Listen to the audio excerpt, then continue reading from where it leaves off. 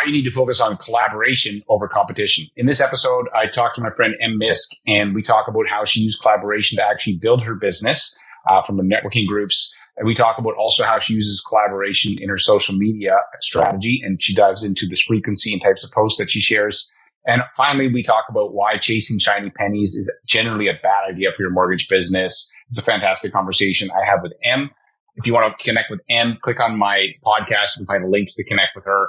Before I jump into this episode, I want to give a shout out to our title sponsor, Finmo. Finmo is a Canadian mortgage application, document collection, submission platform designed specifically for Canadian borrowers. It's very easy to use. It's got cool features like Smart Docs. It knows what docs your client needs based on how they fill out the app. And if you don't know this, but most time when people fill out applications, they actually pull up their documents. And if you make it really easy, they'll just send them to you. So imagine you get the app and the documents, or at least some of them at the same time, makes it much easier. And it's also connected to something called Lender Spotlight, which is the best tool for searching rates and guidelines. Check them out at lenddesk.com/Finmo and check out this conversation I had with Em. Hey, Em, welcome to the show. Hey, Scott. Thanks for having me. So I got a couple of topics that I want to talk about with you. And before we jump into that, though, tell me a little bit about yourself and how you got into the mortgage biz. Yeah, so this is my second time here. So for those of you who know me, hi, thanks for coming back. I've been brokering now since 2018. But before that, I was in the bank for 10 years. And I was with CIBC, kind of like back-end office efficiencies and project management. And when I had my son, I decided that I wanted to leave the corporate world, and I've been here ever since. Right. Nice. And I think in our previous episode, I was looking at it, we talked about how you jammed 5 years of experience into 9 months. So we'll put a link to that episode in this episode if you want to listen to that. And because it was actually really useful. But one of the things I wanted to talk to you about today was one of my favorite things to do on these podcasts now is just to be like, what's your superpower? And then what can I learn from it? Some of it, if it's your superpower, I may not be able to do it. But I could learn from it or copy parts of it. And so one of them for you has been collaboration, and collaboration to get business, but also collaboration to improve your business. Maybe talk to me about some of the ways you have found collaboration has helped you grow your business. Yeah. So, I mean, straight off the bat, that's one of the things that attracted me to your brokerage in the first place, is just that core value of sharing. And in my opinion, there's so much information, and this podcast is a perfect example of where you kind of give it away out for free, because most people aren't necessarily going to be sitting right beside you in this business. It's very your clients are not my clients, that sort of thing. So there's just so much opportunity to share, and it would never really take away from any type of livelihood that I'm going to provide for my family. In my mindset, that's how I think. Very abundance, there's so much pie, and eventually you get full. You can't put that much pie in your mouth anyway. Why not just share it around? Right. So for me, one of my hurdles, I would say, is making collaboration and relationship building standardized. It's like not something I'm good at. That would be a hard thing of making it, repeatable. But what I've been able to do is create really long lasting relationships where I'm able to meet people. Like I started in my mom's groups. I was telling you that kind of before we turned the recording on, and really connecting with people, and then growing that out from I genuinely was there to create activities for my son, to turning those relationships from a trusting friendship into business. Right. Give me an example. So somebody listening to this, what do you mean by a mom group? I've never been a part of a mom group. We had this group called Lakeshore Moms in Port Credit. Yeah. And we were all on mat leave. So like I said, I was in a corporate gig before I came over to brokering. And so I got thrown into parenthood, as many of us do, without anyone else that had kids. So none of my friends were having children when I had kids. And so therefore I had no one to hang out with. Your new group of friends. New friends, right? And I'm very social, and I didn't like staying at home all day. I was never one of those people that could just watch, the daytime TV, and I needed something to do. So, and a lot of my stuff ended up being kind of physical things. So, going for hikes or walks or swim classes, those types of things that are more like active. And I wanted other people to do them with that didn't have day jobs, right? Because I was home. So I used those kind of relationships in the beginning, totally unplanned, because I didn't know I was going to be a broker at the time, to ask for business. Before it was, hey, does anyone want to come to the library for story time. And then it was, hey, does anyone have any mortgage related questions on a Tuesday? And then I did networking events, moms who want to understand their finances, teaching how the best way to renew a mortgage from a strategy perspective. Those kind of came as workshops in person afterwards. But they were able to be filled easier because I'd already built the trust and the relationships there. Right. I always say, the trick is to match your personality with your market opportunity. And so in your case, your market opportunity, your personality was like, hey, I'm going to do these mom group things. But now there's also an opportunity to build trust so that when I do a seminar or something, I get in front of these folks. And so, do you recall, how would, if I was a mom in your mom's group and we were friends, how did you casually make sure that people knew what you did because I know you're good at that kind of stuff. So what would that look like? Yeah. So the first thing was sponsoring events. So as a local parent in a community group, most of the sponsored events are very cheap. So for example, you could get involved versus actually paying for anything. So we did an Easter egg hunt with 200 families. Right. That got my name on all the gift bags, business cards, and every bag at home. And then an opportunity to blast out an email to 200 families. That was one of the first big ones that I did. And it was free for me aside from, purchasing the materials that I already had. Same with if you're going to do an educational thing, it's like a group of 1,000 moms in this one area that's already been established. I'm hosting a seminar specifically for this group. It's exclusive. Then you've got your first of the month post or your business post, those types of things. So taking advantage of what the group already offers. All of those things were free. And I think I got my first 15 files from there. Right. And then nurturing those relationships again afterwards, right? So if they had a real estate agent they used for that transaction, getting to know them. And right. So you take the relationship from the mom group to the real estate agent, and then, that would generate more business. And so what is this first post of the month? Is that something that they did in these Facebook Each groups? Group is different, right? Yeah. So Give me an example. I think I know what you're talking about, but maybe people probably listening have seen this, but have actually missed out on the opportunity because they didn't understand. So tell me what you... Yeah, well, this goes back to your $25 million blueprint that was released in 2018, right? That's when I started and I took it. And it was basically go on and ask quick question or answer questions within a post, right? So you go through the group and say, you look for past questions and you answer them. In this case, on the first of the month in this one particular group, you're allowed to do a business post. So I would either say who I am, and I usually would frame it in a sense of, I've helped lots of moms in this group, or some of you may already know me. It's creating that familiarity. I've done the Easter egg hunt for the last 5 years. My name's Emily Miszk. I own Port Credit Mortgages, and I'm here to answer any of your questions about mortgages, that sort of thing. So just really hammering home, I'm a mom, I'm a business owner, and I'm here to help. Right. So you talk about your identity, you talk about with a problem that you solve, and then basically a call to action of some sort. And so anybody listening to this, if you are figuring out what your natural market is and you get these opportunities, definitely use them. I know for me, I took, when I first couple of years in being mortgage broker, I joined Toastmasters, and I would have Toastmasters because I genuinely wanted to learn how to communicate better, but I ended up getting a lot of business from it. But I never went there with the goal of business, because I went there with the goal of participating. I was the club president one year and a bunch of others. So I was always be all in. If you're going to be into something, pick something that you would go to even if there wasn't business. Exactly. And then you will, and if you show up and be a normal human, you'll probably get business from it. In most cases. What, Scott? I use that exact mindset for social media. I'm here to connect with people and be genuine, but I'm doing that because I like to. And if I get business from it, great. And I've gotten great friendships. I've gotten great business partners. I've gotten great business with that mindset of I'm not doing it for business, but it just naturally flows when you build that trust. And that comes in with the community and collaboration again, right? So it's building that trust first, that understanding, and that essentially that everyone knows what you're doing. And I'll even take it kind of one step further in the sense of, I used to do it just for mortgages and started just for my kid for activities. Then it became mortgages.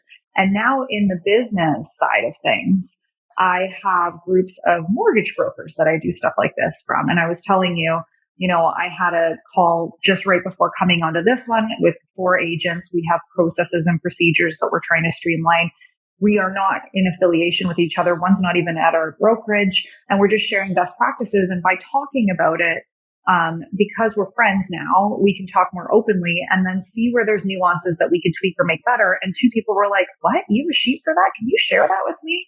And it betters your process. Or if I'm focused on residential mortgages and someone else is private and someone else is commercial or business for self, there's that flow of how can I serve my clients better by having you in my back pocket that I can draw from so that my client I know is taken care of by referring them out to you or out of province, right? So it's that community in general that's not necessarily created at one institution or brokerage or whatever. It is sometimes like we're very lucky where we are, but you still have to nurture those relationships. Right. Yeah. And so you can use collaboration, obviously, on the front end, I think of it from what you're saying, to build out your network and generate business. But you can also use collaboration on the backside of your business to make it more improve the processes, share ideas, share resources. And all of it still circles around this whole idea of collaboration. So you touched on something I want to ask more about. So you have a very active social account. You got like 5,000 followers on Instagram or something. Like, I'm jealous. I'm still, I'm a rookie at this. So when you say though that you do the same thing on social, explain that to me. Because I don't think that's what I've got a different strategy with social. So I want to hear, what is your social strategy, if you don't mind? Yeah. So, when I'm on social media, my main purpose is to educate, engage, and entertain. And if I'm doing those things genuine to what I like and my themes and what actually sparks joy, one is it doesn't cause me feeling of work. It doesn't make me feel like I have to do something. Like, how sometimes you're like, oh, I have to write this, or I have to put this blog post out, or I don't have to, I get to. Right. So I get to do these things because they're entertaining. I'm going to put my silly music behind it. I'm going to think about it. I'm going to enjoy it. Or when I'm videoing something and creating content, I'm doing it for me, really. And when I do that, I'm getting those people that like it because it's me genuinely being myself. And then I also share mortgage stuff, which I love, of course, but it's not it's not who I am. I'm not a mortgage broker first, right? I'm a parent. I'm a community member. I'm a business owner. Right. Yeah. So do you have do you have a frequency for how often you post? Like, what does that look like? Mm-hmm. What is the frequency? I have a strategy actually. So I have a strategy, and I have content. So we have a content idea. And so, for example, right now my focus is renewals. But then my strategy is typically 5 reels a week, 5 static posts, 1 carousel, 1 Instagram live. And I try to do 1 to 2 broadcast posts, but that one's harder because that one's specific to mortgage brokers. So that one's a little harder for me. Okay. 5 reels, 5 static posts. What was the other thing? 1 carousel. 1 carousel. What else? 1 to 2 carousel, depends. Yeah. What else are you doing? Mm-hmm. 1 Instagram live. Okay, what are you doing on Instagram? I've never done Instagram live. I see once in a while people that I follow. Give me the scoop on why, and what's this, why? Yeah. So I just did one right before this call as well. And it's for a accountability group that I'm launching on the 4th of June. So I don't know when this will come out, probably after. But it's basically geared towards mortgage brokers, for example, on how to do one tactical lead generate activity that will, secure them 10 real estate agents if done correctly. So that's what it is. It's one simple task. And you and I have talked about this. And so I'll go onto Instagram Live and say, hey, this is what it is. And I talk about it. Another one that another that's for a specific group. Is that to anybody that follows you, or is that to everyone? Okay. That's to everyone. So I might also do one on, let's say I'll interview someone. It could be it's very good for interview style. So I have a broker partner that I'm very close with, and she and I will go through bi-weekly every other Wednesday at noon an Instagram Live and talk about struggles that mortgage agents have as a, tool to help create our community further. Right. I see. So the Instagram Live, and then what was the last thing you said you did? What's a broadcast post? A broadcast is, so I have a group of 150 mortgage agents that follow me, and they're specifically mortgage agents, and I will put tips and tools there for adding value to their business. I don't think, do you have to have a certain number of followers to get one of those? Because I don't think I even have that. In the beginning, it was something, but now I think everyone has it, and I'm happy to help set that up with you. Okay, yeah, I've heard of this. And I'm like, oh, maybe that's something I should look at, but I have not. because that's basically it's like a mini Facebook group within your Instagram followers, right? Or where they see your broadcast. Yeah, but only you get to see it. And when it's a broadcast, the difference of it, which is kind of good and bad, it doesn't allow the people to ask you questions or communicate back. It's literally you broadcasting out to them. So why I find it harder is because I'm heavy into engagement and conversation. Yeah, it's just one-sided. It's more like it's a monologue, not a dialogue. Exactly. You're talking at someone, which has never really been my favorite. Right. Okay. So the whole purpose of with the free talks, bring this around full circle, the collaboration on the social part, the things that you do is you're going to make sure you're authentic. You have an authentic voice. If you're going to enjoy doing it, you're going to bring people in, like with these interview style posts and stuff people that you enjoy working with.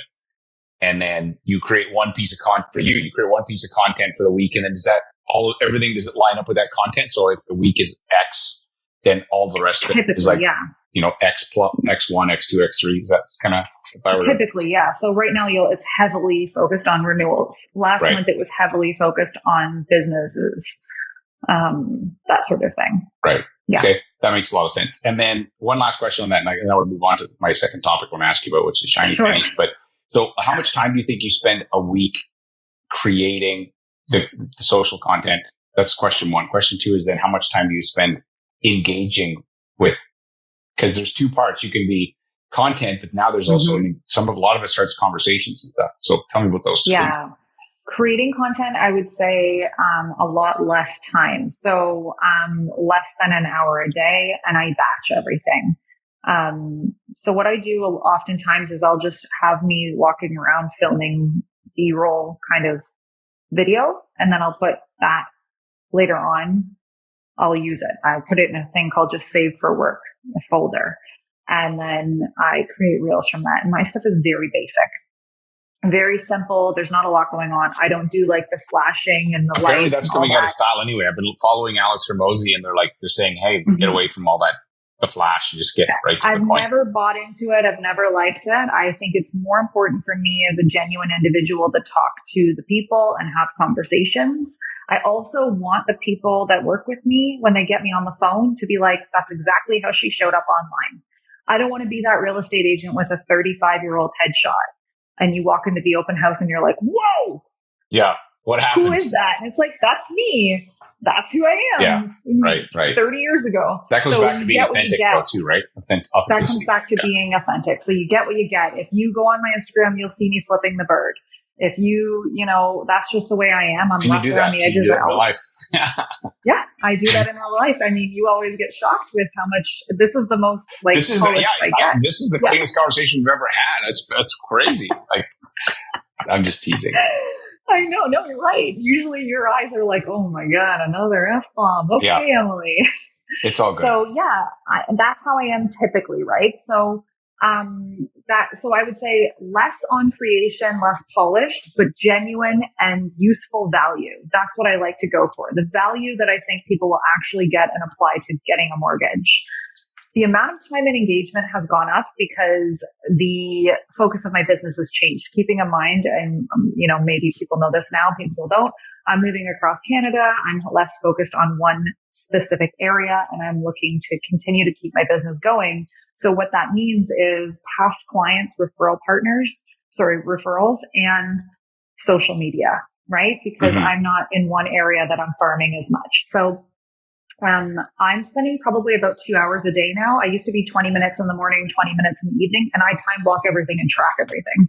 Now I'm about an hour in the morning and an hour in the evening of engagement. And that engagement typically happens in the DMs.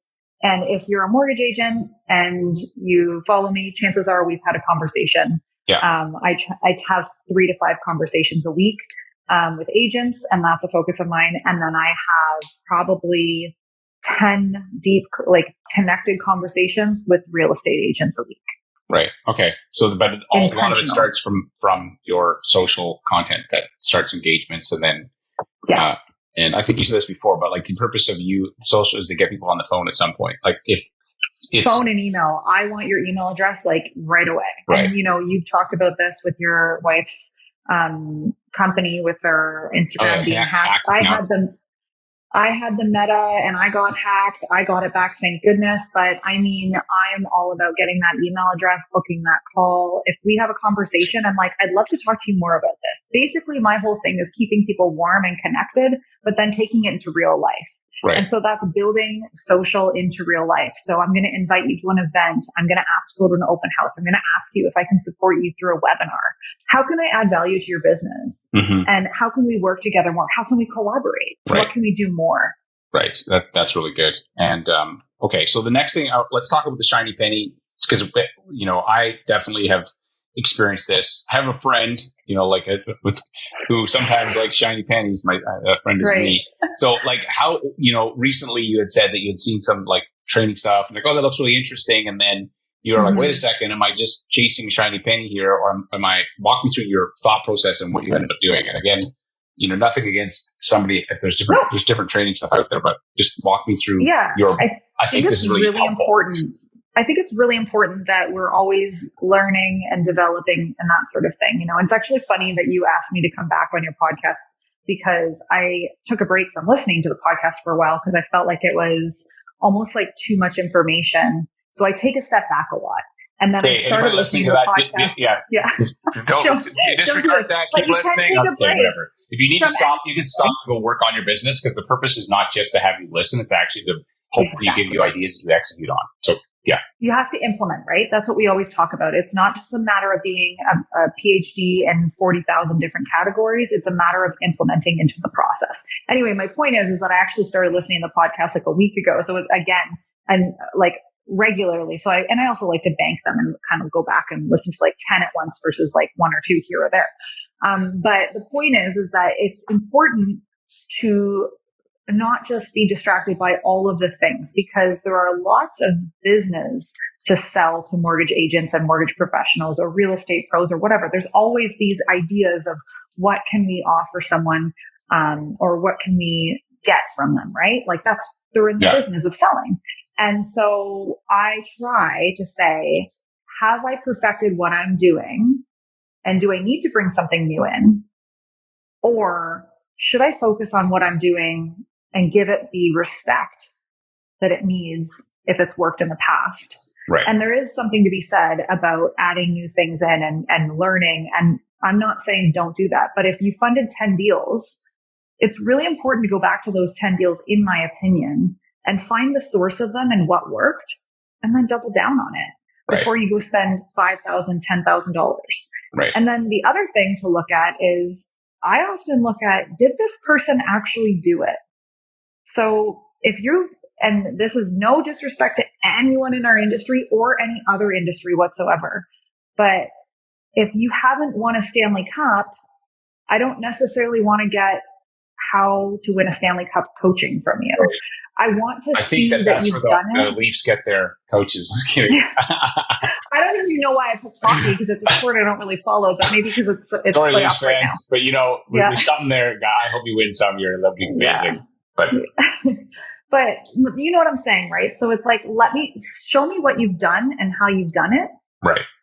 And then I'll follow up with that if I've tried what I've tried and I've perfected it.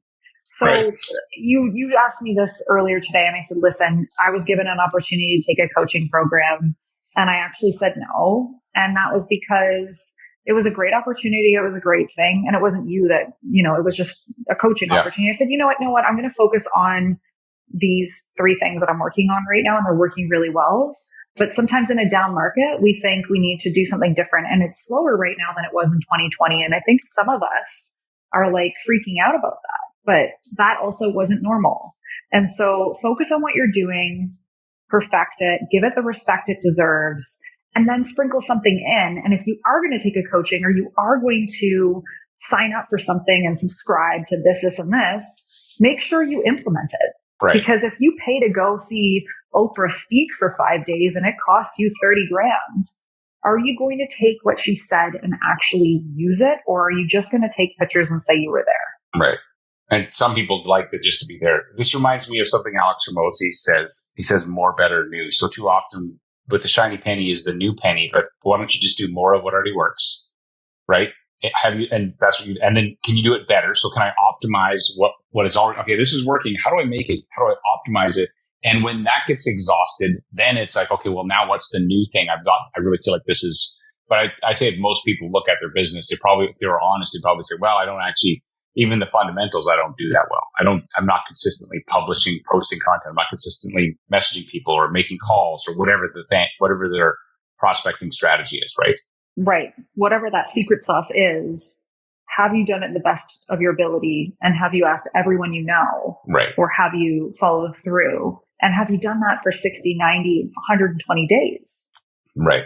Yeah. And long enough to actually see what the results are from it. And it's, right. Because otherwise you'll just chase another shiny penny, right? Because then it's 30 days and it didn't work. It's like the diet fads and everything else out there, right? We're just chasing the next, best thing.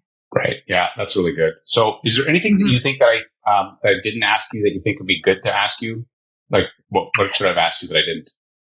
I think the biggest thing about, it's what we talk about all the time. It's consistently doing the right things on a regular basis and that align with you.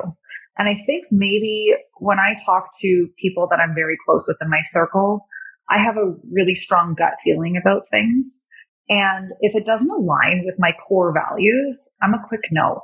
And I'm often right because it's aligned with me. And it doesn't mean that it's the right choice for you or anyone else, but that's kind of my, I would say, deep superpower. And so if you can find whatever your channel of lead generation is, do it that's right for you and align with it and then perfect it, it's going to come off super genuine and it's going to be really organic and it's not going to be hard work because it's going to be natural to you. Right. That's good. So, okay. I like that. You said you got something coming up. Where can people find you online to find out about your accountability group and stuff? Yeah. So I'm Emily, mortgage broker. We're just going to do one simple task for 30 days, 5 times a day to create more leads. And we're going to be using it through social media. Social media has always been kind of my main bread and butter, even those mom groups. You were doing it before it was cool. I mean, it was cool. I said the other day to someone, something I wish I should have started sooner because I like long form content. I typically consume mostly podcasts. And so then I'll make, but yeah. And even social media, as much as what I would say about it right now is that part of me is like, I wish I didn't have to be on there, but it's where everybody hangs out. It's like, and it works. Like it genuinely. Yeah. So I'm like, help me with that. So it's not really a values thing, but like. No, but it's a time block thing. So again, if you're just doing it for 30 minutes a day, for me, I looked at it as I was a new mom and I still have 2 young kids, right? My daughter's 4 years old. I'm home with her. She was home 2 days last week, 3 days the week before. I don't have the capacity to be out for having coffees. And honestly, I don't like drinking with people I don't know. Right. So I don't really want to go out for a beer. You do get crazy. Just kidding. That's okay. I don't mind. Yeah. You're like, maybe a little. That's fine.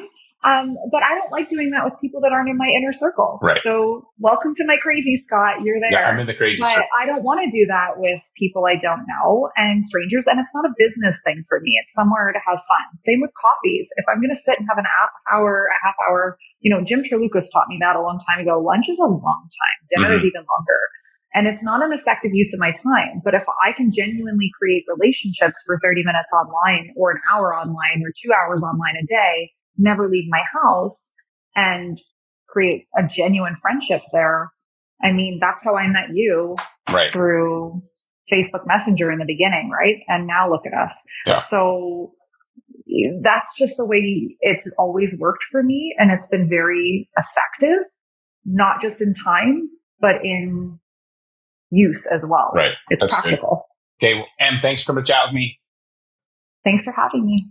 Hey, thanks again for listening to this episode. And hopefully you're inspired to focus on collaborating, not only to grow your business, but to continue to build your own skills as a mortgage broker, as Em shared. And yeah, Em's completely right with this whole idea of chasing shiny pennies. I mean, there's always a new strategy. Often the best strategy is to just do more of what already works and do it better. Of course, then you can layer in some new. I love that whole framework from Alex Ramosi. And I just think that, that is just smart business. Thanks again for listening to this episode. As I always say, there's no problem in your mortgage business that someone else hasn't already solved. Your problem or your challenge is like, who's got the answer? And that's what every week we try to bring to you guests who can share their insights. Thanks again for listening, and I will see you on the next show.